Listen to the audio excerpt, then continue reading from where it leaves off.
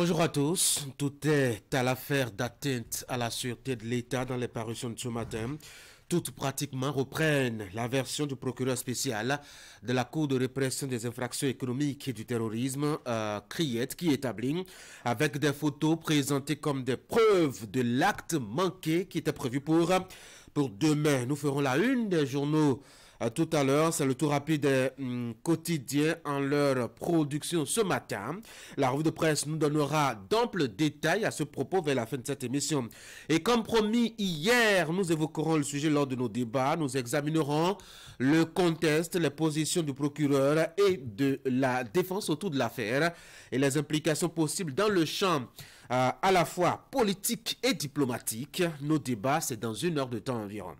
Mais entre-temps, on aura suivi Instant Droit avec William Cliquant.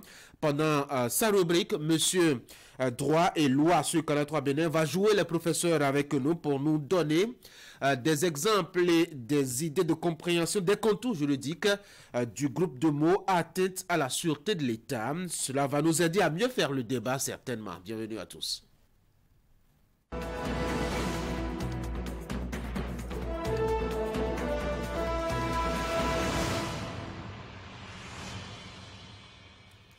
Voici la une des journaux pour commencer. Fraternité, arrestation de Boko et Romeki, les précisions du procureur spécial, système d'approvisionnement en eau potable multivillage, la réalisation de 177 forages en vue dans les départements du Borgou, de la Takora et de la Donga.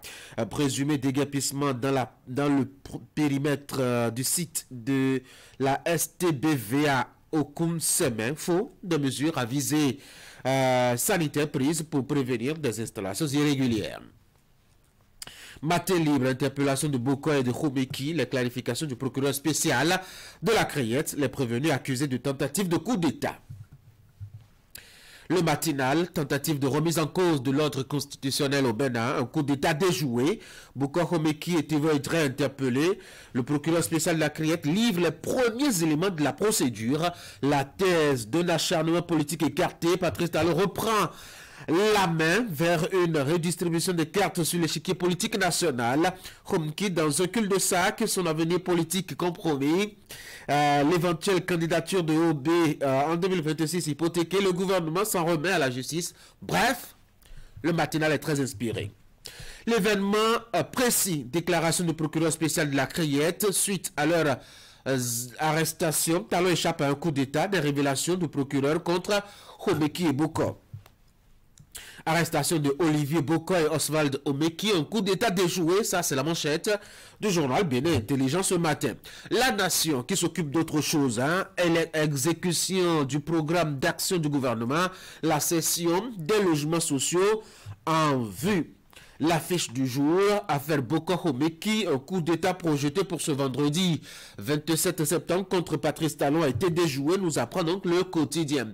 Nous sommes avec l'événement du jour, tentative d'atteinte à la sûreté de l'État au Bénin, Oswald Omeki et Olivier Boko au cœur du dossier Le Figaro National, déclaration du procureur spécial de la CRIET, Boko et Romeki voulaient renverser Patrice Talon demain.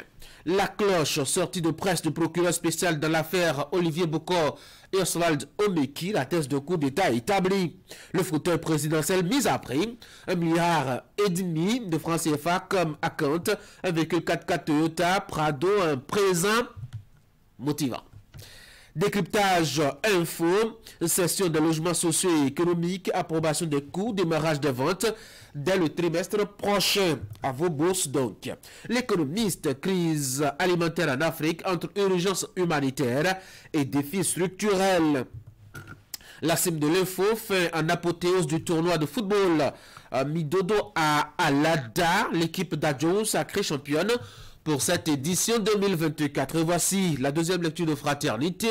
A fait arrestation de Boko et Romeki, la précision du procureur spécial. Un système d'approvisionnement en eau potable multi-village, la réalisation de 177 forages en vue dans les départements du Borgou, de la Takora et de la Donga. Et puis un dernier titre, le temps de boucler, présumé déguerpissement dans le périmètre du site de la STBV à Okun-Semen. Faux, des mesures avisées sanitaires prises pour prévenir plutôt les installations irrégulières. Et voilà donc ce qu'on peut retenir d'un quotidien paru ce matin et parvenu à la Guérite de Canal 3 à Beneteau ce matin pluvieux. Dehors, ne mettez pas le nez, c'est un temps de chien qui se tient là-bas. En tout cas, si vous y êtes bien obligé, prenez vos dispositions entre Abomey, Calavi et Cotonou, ça crachoute durement.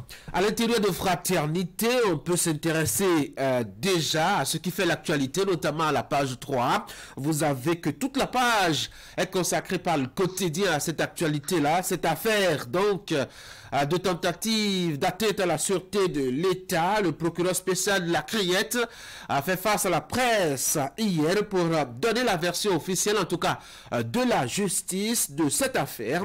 Qu'est-ce qui s'est vraiment passé? Vous avez sur cette page-là, la déclaration intégrale du procureur spécial Mario Metonou avec les éléments de preuve qu'il a fournis aux médias hier.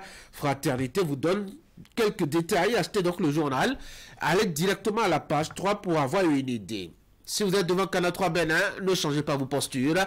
Nous allons en parler lors de nos débats. Ce sera dans environ 45 minutes.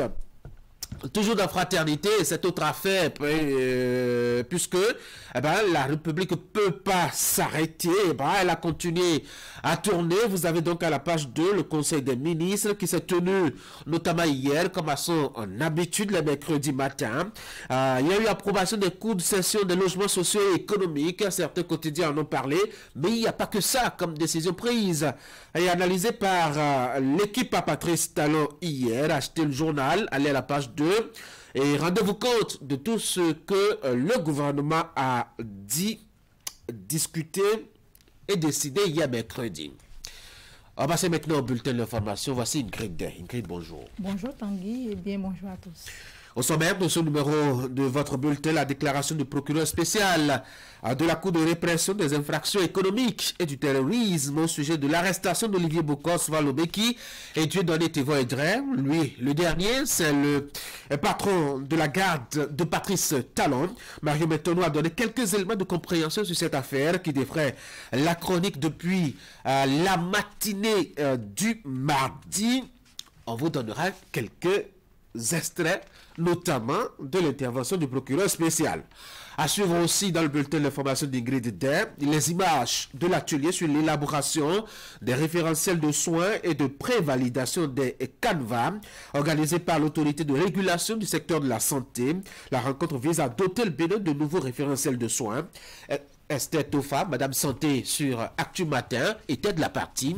Elle va nous donner quelques détails aussi. Voici le bulletin.